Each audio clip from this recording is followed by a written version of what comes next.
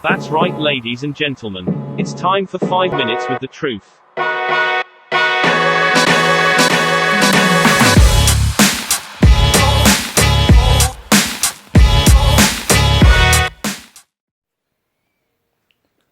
Hello everybody, Joey the Truth Wagner with you folks. Welcome in. Another Wednesday night means another topic on the Pittsburgh Sports Report. And before I get into the meat of what I want to talk about this week, I'll say this. It was really cool watching all of the Hall of Fame ceremony over the weekend. It was really cool to seeing all of the Steelers go in. Troy Polamalu, Coach Bill Cowher, Alan Faneca, Donnie Shell, and the late Bill Nunn. Congratulations to the Steelers organization on an incredible accomplishment, and also Troy Polamalu's speech was an excellent speech. I think probably one of the best Hall of Fame speeches I've ever listened to be honest with you. Was down to earth and just true to the person that he was. And also a shout out to Peyton Manning getting into the Hall of Fame as well. Loved his speech too, especially the, Tom Brady joke about, when Tom makes his induction speech in the year 2035. With how Tom Brady is, it might sound like fun and games now, but wouldn't be 100% surprised to see Tom Brady still trying to play into his late 40s. But hopefully he is retired well before then.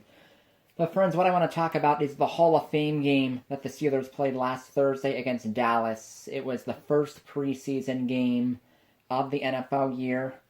And overall, there was a lot of very encouraging things that I saw in the first preseason game. Number one, pass rusher Alex Highsmith, who's going to be playing opposite TJ Watt this year. Highsmith was a man amongst boys out there, got a sack, and had a couple of other quarterback pressures. He was very noticeable on the screen. Secondly, Najee Harris played a couple of drives in the first quarter, and I liked what I saw from him. 4 carries, 18 yards, had a catch out of the backfield, sort of a small sliver into his talents. He looked good. He looked fluid, he looked decisive in his runs, and so far, so good for Najee, and I am looking forward to what he does tomorrow night in preseason game number 2 against the Eagles. But friends, this is what I really wanted to get down to, and I did talk about this a lot during last week's preseason game, and it is the battle for the backup quarterback positions here in Pittsburgh. We all know Ben's the one. That's already settled. And Mason Rudolph has a heavy step on the 2. But there's quite a battle also between Dwayne Haskins and Josh Dobbs, in addition to Mason Rudolph. All 3 backup quarterbacks that the Steelers have, in some shape or form, they're capable. They're all capable quarterbacks. And I know the Steelers would love to keep all of them on the roster.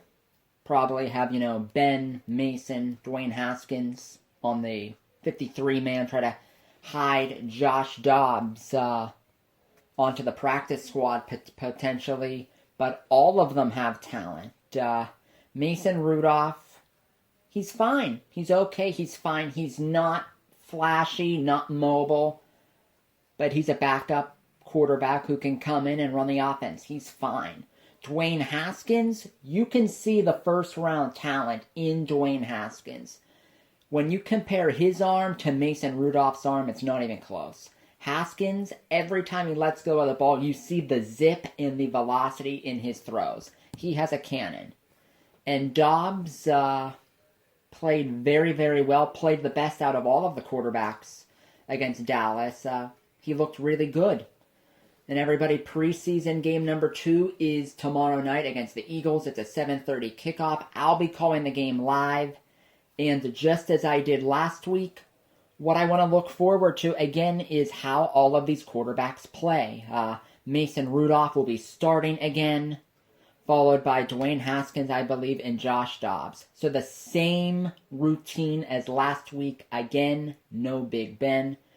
But I'm just curious to see how this quarterback room solves itself, because all of them are capable. All of them are capable. Remember, folks, even Josh Dobbs a couple of years back, Steelers got a 5th-round pick for him. So Josh Dobbs has value. All of these guys have value. And as I say, let the cream rise to the top, baby. And we'll find out how that happens on the football field, starting with tomorrow night's game against the Eagles.